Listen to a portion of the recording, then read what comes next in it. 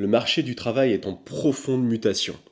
On le voit bien aujourd'hui quand on va sur LinkedIn, on regarde les recherches d'emploi en CDI ou en CDD, on voit qu'il y a une énorme décroissance du nombre d'offres par rapport à l'année dernière et encore plus par rapport à l'année d'avant.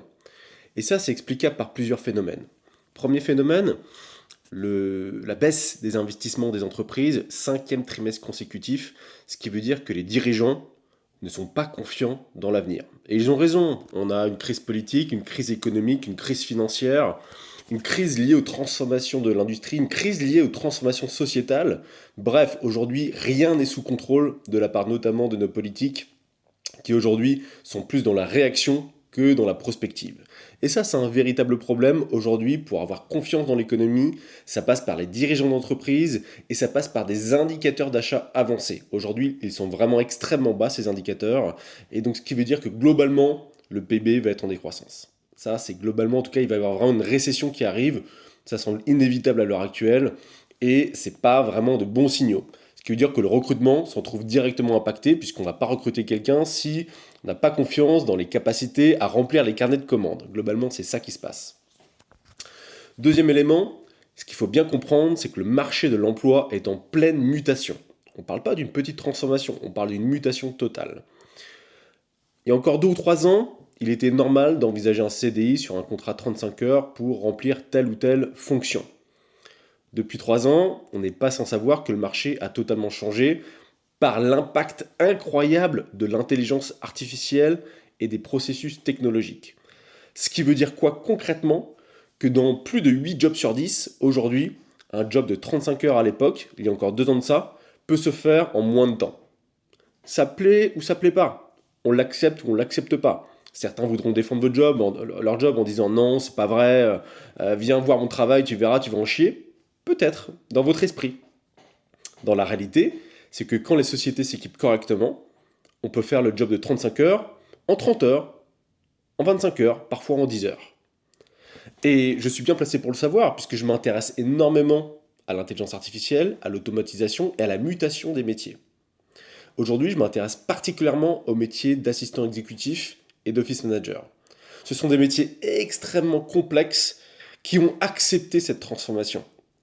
C'est en ce sens qu'ils sont intéressants. Ils ont accepté l'impact de l'intelligence artificielle sur leur propre métier, et au lieu d'avoir peur en disant non, non, non, on me remplacera jamais, c'est pas vrai, c'est pas intéressant l'intelligence artificielle, je suis tellement important que tout va être préservé, ils se sont dit non, il y a des technologies qui arrivent, ça écrase certains pans de mon activité, littéralement, où je suis désormais obsolète, et je vais devoir me réinventer pour composer avec cette nouvelle donnée et en faire un atout et un allié précieux.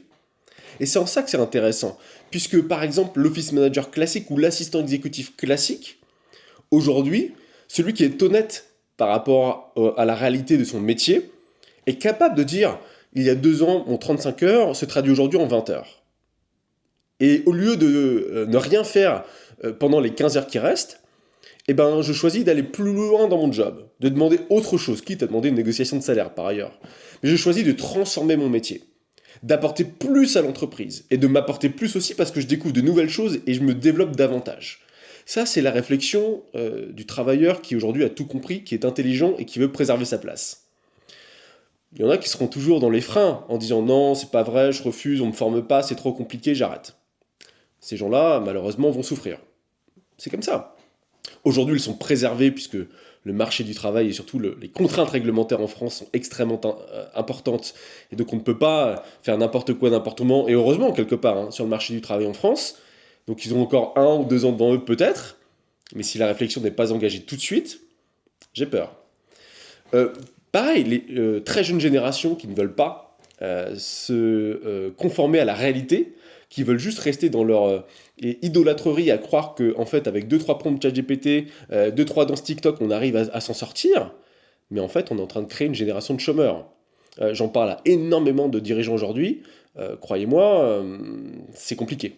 C'est compliqué, l'avenir paraît encore plus compliqué pour les jeunes. Et ça m'embête de le dire parce que je suis supportif de la jeunesse. J'ai envie que ça développe l'employabilité. J'ai envie que chaque génération puisse s'en sortir avec ses armes. Mais il faut être aussi réaliste.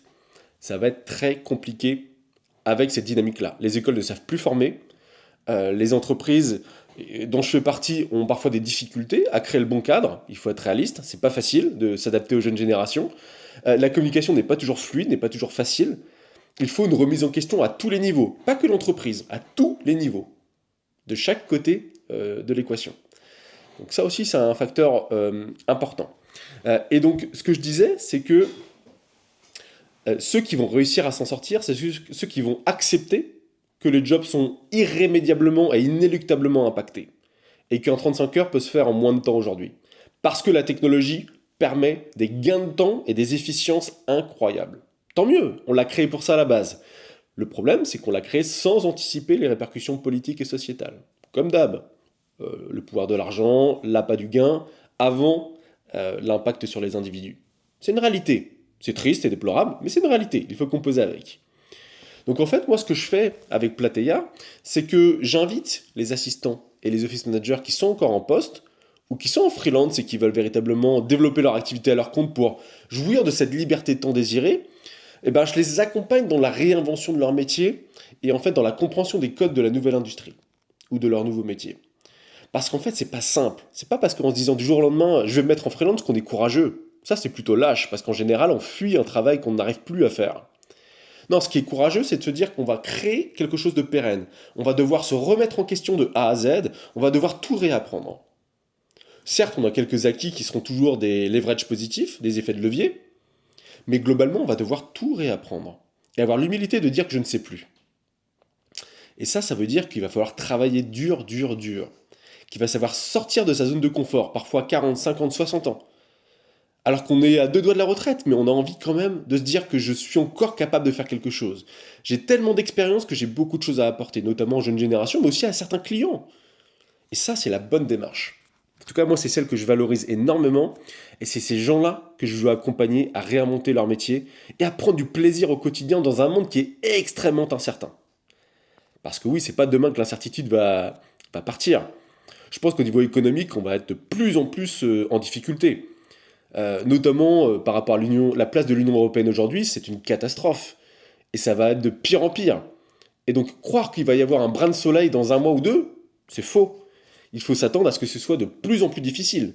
Et qu'il y ait moins en moins d'offres d'emploi. Et qu'il y ait de plus en plus de pression sur la réalisation de productivité. Parce que les boîtes veulent s'en sortir et veulent de résultats. Et donc il faut se préparer. Il faut être lucide. Et il faut travailler avec les bons acteurs, avec la dynamique qui nous correspond. Pour les assistants indépendants qui veulent développer leur activité, je suis un acteur crédible. Je ne dis pas que je suis le seul. Je ne suis peut-être pas le meilleur pour votre situation. Mais en tout cas, je suis un acteur crédible qui accompagne les individus à, d'une part, se former aux nouveaux besoins, à comprendre comment communiquer sur leurs compétences, à comprendre les vrais besoins des entreprises qui arrivent, et aussi, le cas échéant, à être mis en relation avec les bons clients quand ils souhaitent développer une activité et gagner du chiffre d'affaires sur des missions long terme. C'est ça qu'on fait. C'est vraiment accompagner cette réinvention du monde du travail, parce que de plus en plus de gens vont vouloir se mettre en indépendant. Le CDI n'a presque plus de sens aujourd'hui. Sur quelques jobs, quelques configurations qui sont encore effectivement intéressantes, mais dans la plupart des situations, le CDI n'a plus de sens. Et donc il faut bien comprendre que le marché du travail se réinvente. Inéluctablement. Soit vous l'acceptez, soit vous restez sur le bord de la route. En tout cas, c'est ma vision, et aujourd'hui, tous les indicateurs montrent qu'effectivement, elle se réalise. Si ça vous intéresse d'en parler davantage, déjà, de vous instruire, j'ai rédigé quelques e-books sur le sujet. Vous pourrez me poser la question ou aller voir sur plateia.fr.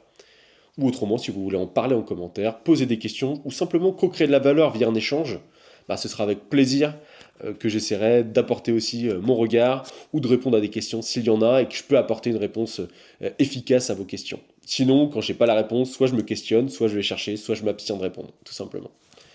Je vous dis à très bientôt sur ces beaux débats, et soyons lucides sur ce qui arrive.